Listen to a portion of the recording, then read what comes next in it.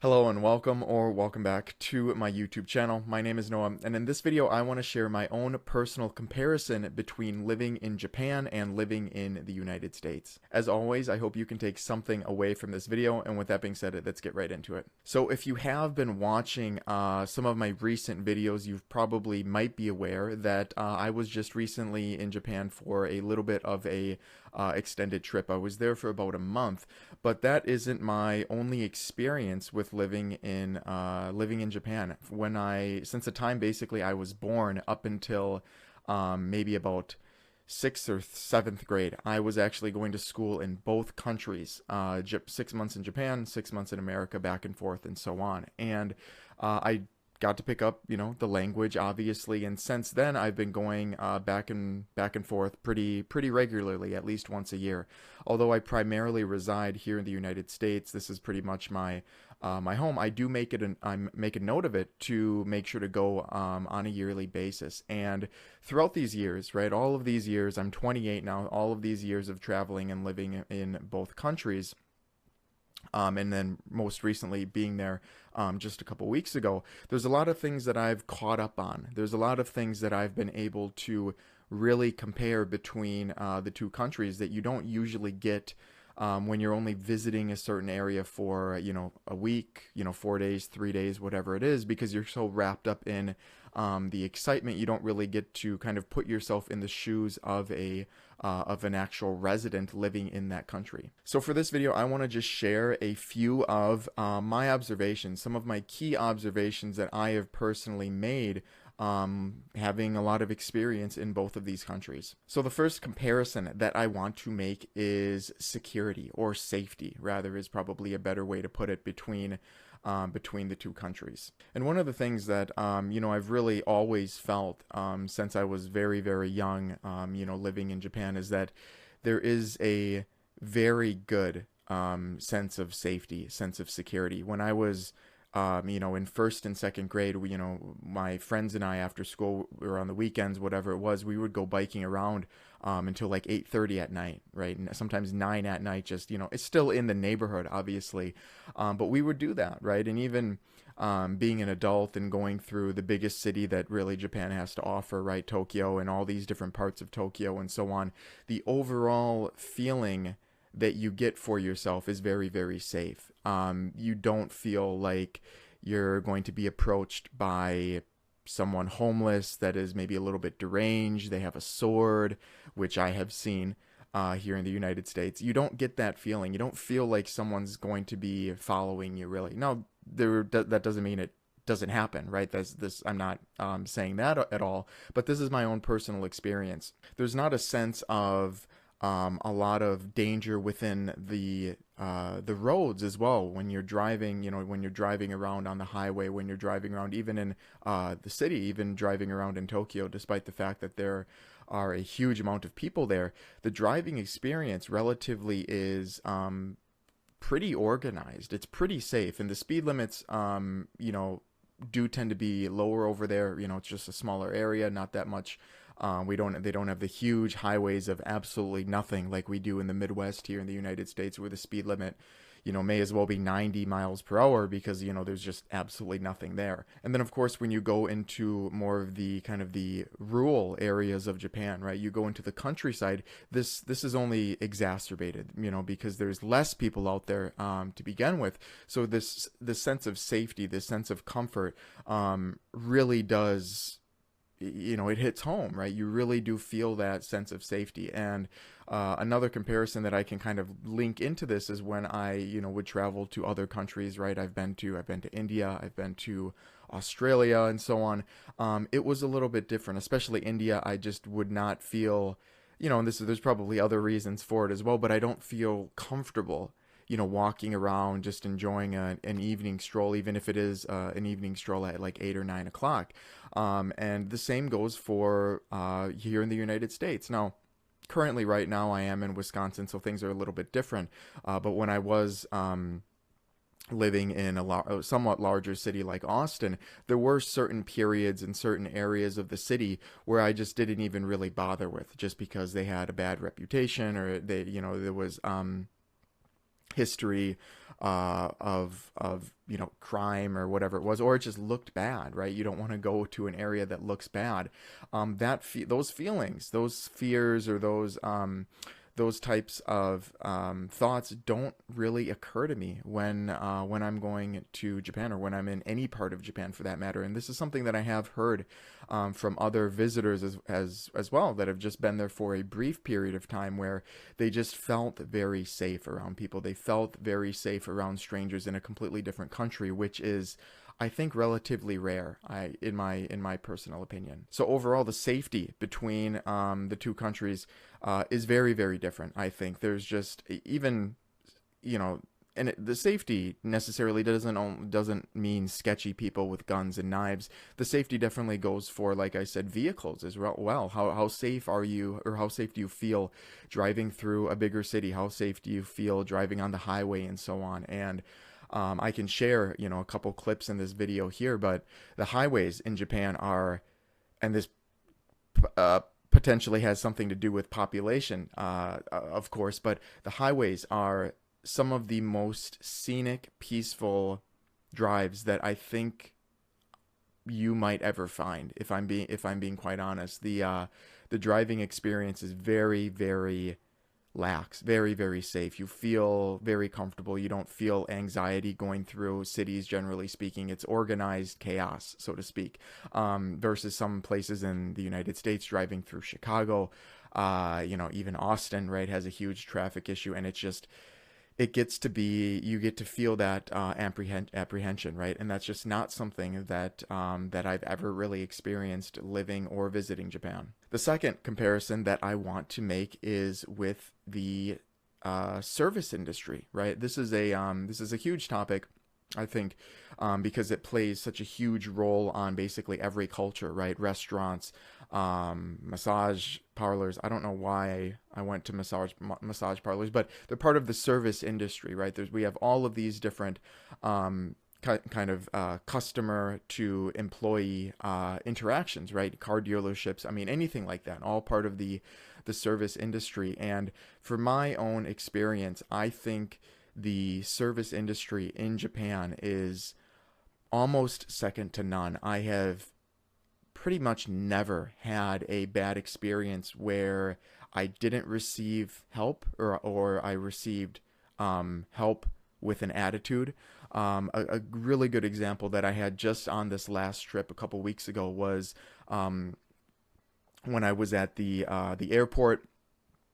We were looking for the gate that I was going to fly out of, and it turns out that we were actually at the wrong airport. So the desk employees, right, the kind of the assistants that help people find their way and so on, were able to put together that I was at that we were at the wrong airport even before we realized it. So we explained our situation, and we kind of asked where I needed to be, and when I was flying out and so on, and they put the rest of the pieces together and found out not only were we at the wrong airport, they found what bus I should take, when it's going to leave, when I'll get there, and then what gate I'll be when I'll get to the correct airport. And they actually, as we were leaving to go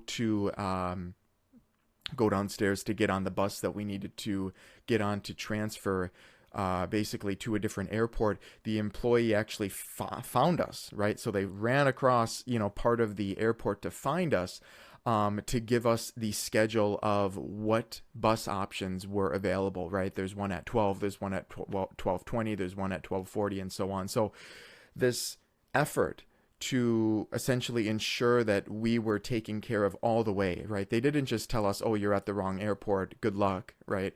They sort of put themselves in our shoes and made sure that we had a guide, or we had a tutorial basically for the rest of the trip and the rest of the duration. And it was I was very impressed, because like I said, they put the pieces together for us. We didn't have to, put all of that together. As soon as they found out that what our airline or what my airline was and when I was flying out. They put all of the other pieces together and said, yeah, you're at the wrong airport. Here's the bus that you need to take. It leaves at these times. You can go here to do it. I mean, it was unbelievable service, right? And I'm not saying that I've never had service like that here in the United States, but I think it's very much very brief, right? They want to answer one question and then get you out of the way, right? I feel like if I would have had the same issue, they would have, here in the United States, it would have just said, well, sorry, idiot, you're at the wrong airport. You got to go to that airport, right? So it's very, very different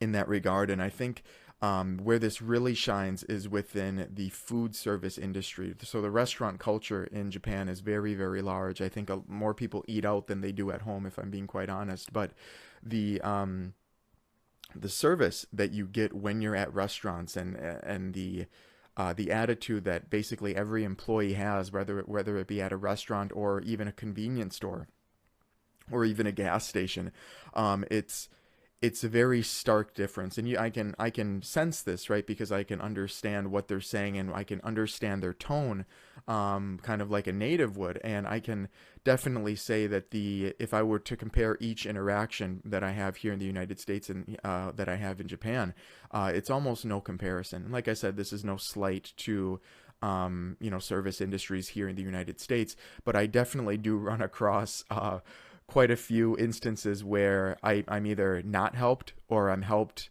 barely or I'm helped in a very condescending way, as in the employee just doesn't want to help me in the first place. And I've never really felt that while I've been in Japan. The next point, very similar to the service industry, is the food, right? So we love restaurants, right? Everybody loves restaurants. We like going out to eat. We like going out for drinks, and often, you want to combine the two.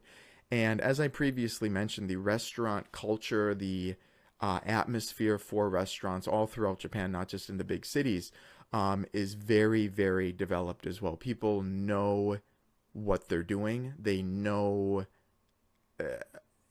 that's the best way to put it. They know what they're making. They know when something is wrong. They know what not to do. And, overall, if we're going to compare, if I'm going to compare the food overall, right, in general, I can definitely say that while I am in Japan for, even if it is a short period of time or a prolonged period of time, my overall energy, my internal feeling, right, after eating this, I feel better in Japan. And I think this is kind of a duh moment, because their kind of more Mediterranean style diet has basically been proven to lead to people feeling better, but it's something that I definitely do want to make a comparison of, because when I do go out to restaurants here in the United States, there are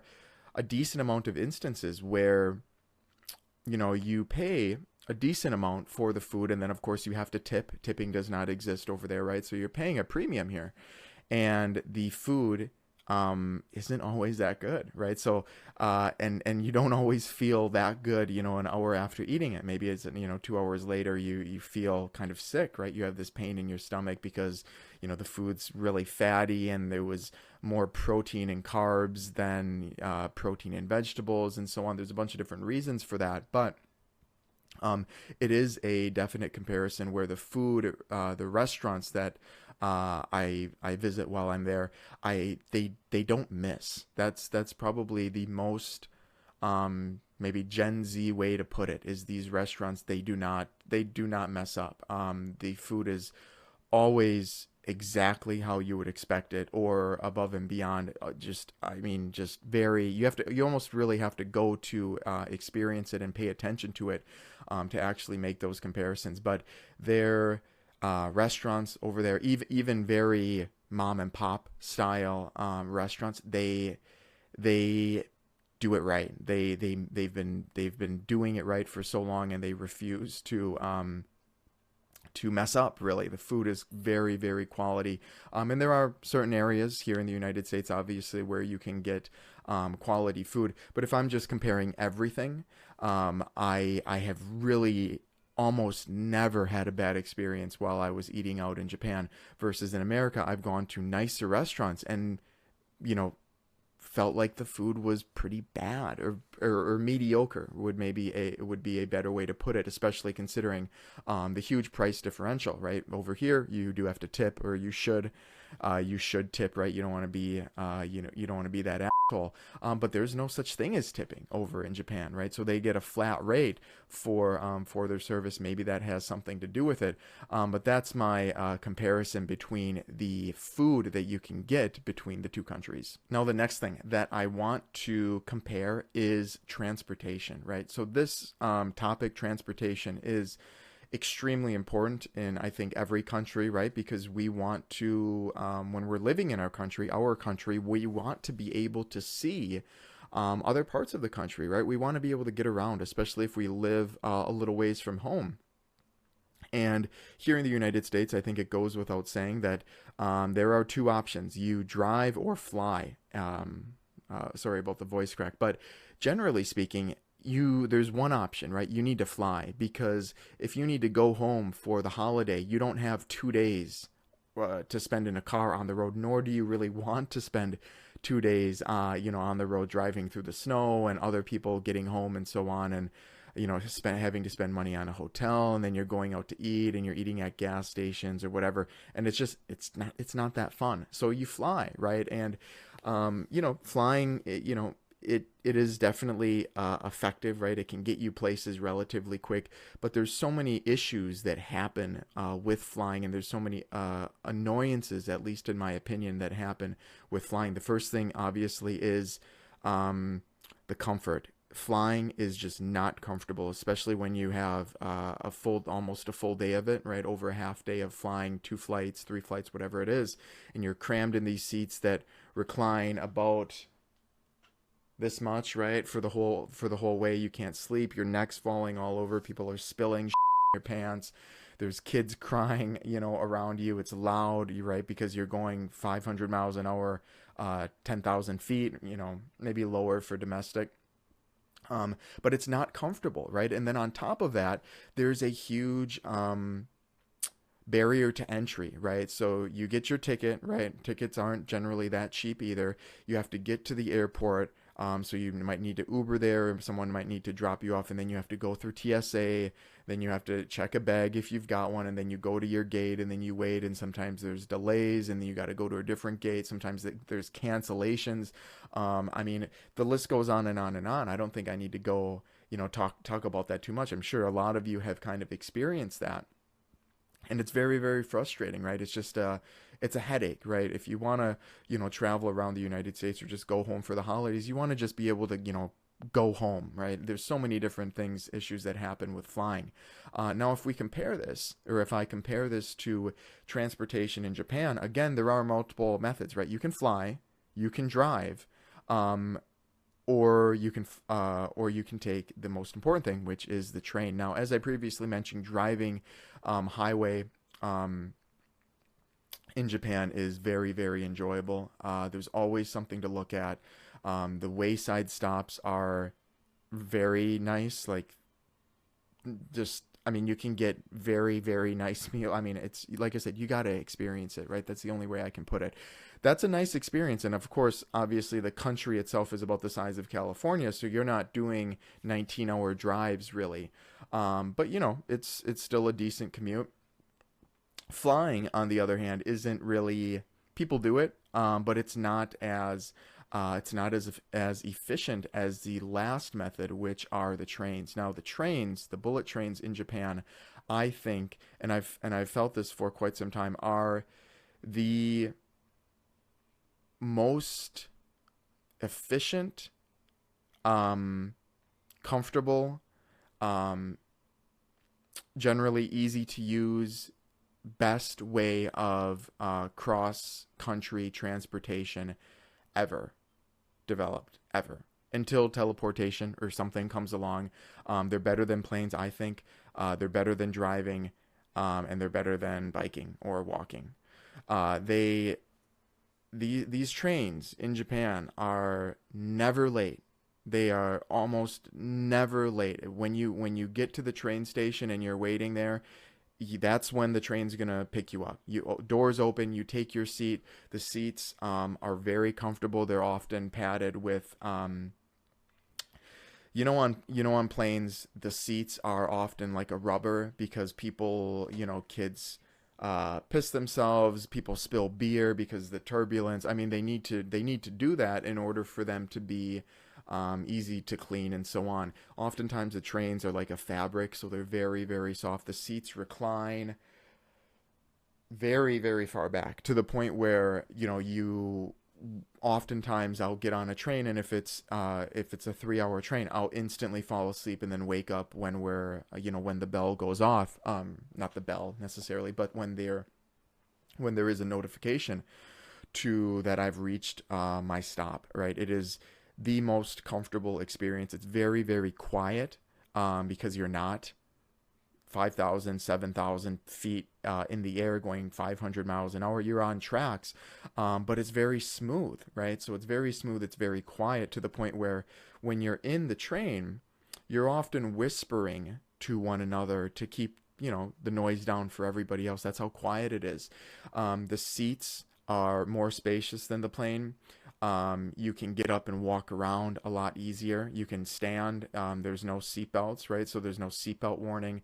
Very few accidents, if any at all, like ever. That's why there's no seatbelts on them, because it just doesn't happen. Now planes are relatively safe as well, but you know that's just part of the comparison. You can turn the seats around, so if you go with a group of people, you can actually, if the seats are facing this way, you can turn the front one around, and then you guys, all six of you, are looking at each other, right? And there's desks that you can flip up in the middle and have a nice conversation. There's nice windows to get scenery. There's a nice cart that comes along with ice cream, and there's vending machines on them. There's multiple bathrooms on all sides. I mean, it's just, the list goes on and on and on of why trains are so much better, in my personal opinion, than flying. Now, a lot of people will say, well, trains will take longer. Flying, you can do quicker. But in my personal opinion, being on a train, being in a more comfortable environment for longer, is more my cup of tea, right? I would rather have my trip be very, very consistent, as in no delays. I'm not going to lose my seat, and so on and so forth, and have it be a really comfortable experience where I can work on my laptop without being like this and bouncing around. I can draw. I've written letters while being on trains before. Playing games on your phone, looking through your camera. There's just, you can be so much more productive in that environment as well. So I take trains any part of the day. So every time I come back to the United States after being in Japan and using the trains for some time, I'm always so disappointed, because I feel like there's so much potential here in the United States to get people traveling to other parts of the country that they may not, right? And obviously we do that with planes, but I hate planes. I mean, you have to do it for international travel, but domestic trains are the way, and Japan has their trains figured out, and they're actually only getting better. They're only getting faster, they're only getting smoother, and so on. So that is my comparison. I know it dragged on for a little bit, but there is a lot to say about the differences in transportation methods between the two countries. The next comparison that I want to make is nature, right? Really important, or should be important to everybody, what we have outside of our room, with clothes in the back, with a light, and my bed, as you can see here. What do we have outside when we leave our house that we can enjoy, that we can smell, the fresh air? We can go on hikes, we can see trees, we can see water, and so on. Now, some of you might be, in the camp of saying, well, it's not a fair comparison, because Japan is, pretty much an island, and obviously it's going to be surrounded by beaches, and that's just not fair. And you're right, that is, it's not fair, but it's still, worth a comparison. I think the nature element that so both countries obviously have very scenic, very zen, peaceful areas, but I think the because of the layout of the United States, generally, I think it's very flat, right? It's just, you know, in order to get that scenery that you really really like, you need to go pretty far, right? You need to go to Colorado, you need to go to California, the redwoods or red oak, whatever they're called. You need to go to Oregon, you need to go to Washington, you need to go to Florida. Although I don't know if Florida's, I mean, I don't know. That's all I'm going to say on Florida. But you need to make those trips, right, to get that fix. And what I've noticed in Japan, um, you know, when you're living in a big city, it's a little bit different, obviously, because it's a huge city with tens of millions of people. But anywhere outside of that, you're never far from an outdoor adventure. The previous videos, if you haven't seen them on my YouTube channel, where I was doing hiking throughout Japan, I really like those videos, so check them out if you want to. All of those hikes were within about 2 hours of my house, and you can find there's even more, right? We wanted to do some of the more bigger ones, but the scenery there is, if you've seen the videos, is unreal, right? It takes you to kind of a different place, and the commitment in order to get that fix is so low. It's so low where you can just, like I said, drive for half an hour and get that fix immediately. But here in Wisconsin, for example, if I want a fix of something other than a frozen cornfield, I mean, I've got to get going. I've got to drive. I mean, I don't even know how far to get that same fix, and it just doesn't end. There, like I said, no matter what direction you head in, when you're in Japan, there's always these forests that just are untouched, that you can roam through if you want, and I've done it where you just bike somewhere or whatever, and you just start walking through a forest. I mean, it's like I said with a lot of these other examples, you need to experience it to know kind of what I'm talking about. But that's my kind of my comparison for the nature aspect, where it's just so much easier to come by in Japan, and I think that's why a lot of people get hooked on their Japan stay, right? Where those euphoric feelings that you get when you can kind of escape the world and get into like the real world, which is nature, are so easy to come by, right? And it's like I said, it's difficult to articulate other than how I just have, but it's something that you need to experience in order to kind of know what I'm talking about. But long story short, the access to just unbelievable experiences within nature are just a lot more plentiful, I think, in Japan, unfortunately, than they are in the United States. But not to say that the United States doesn't have very, very nice areas as well. Now, of course, the last thing that I want to talk about, and I will make this the last point. I know this video is kind of going on for a little bit, so if you have listened in for this long, thanks so much for tuning in. But the last thing, of course, that I want to talk about is economics a little bit, right? The economic health of of the people. And this wouldn't be one of my videos if I didn't maybe try to swing money into it somehow. And I must say that I'm not exactly like a complete expert on this, because I don't work over there, right? So I don't have that experience of trying to provide for myself and a significant other and pay for rent with salaries over there. But I can say that obviously there is no comparison, right? The yen right now is taking a beating, and it is what it is. We'll see what happens. Only time is going to tell. But the opportunities to augment your financial standing, I think, are pretty astronomical in the United States. You can be a relatively average earner and still retire with over $1 million, right? So sometimes multiple millions if you're relatively careful and frugal with your significant other, and you avoid traps, and maybe you don't have a kid or whatever it is. But you can do that, right? And that's not a reality as of right now.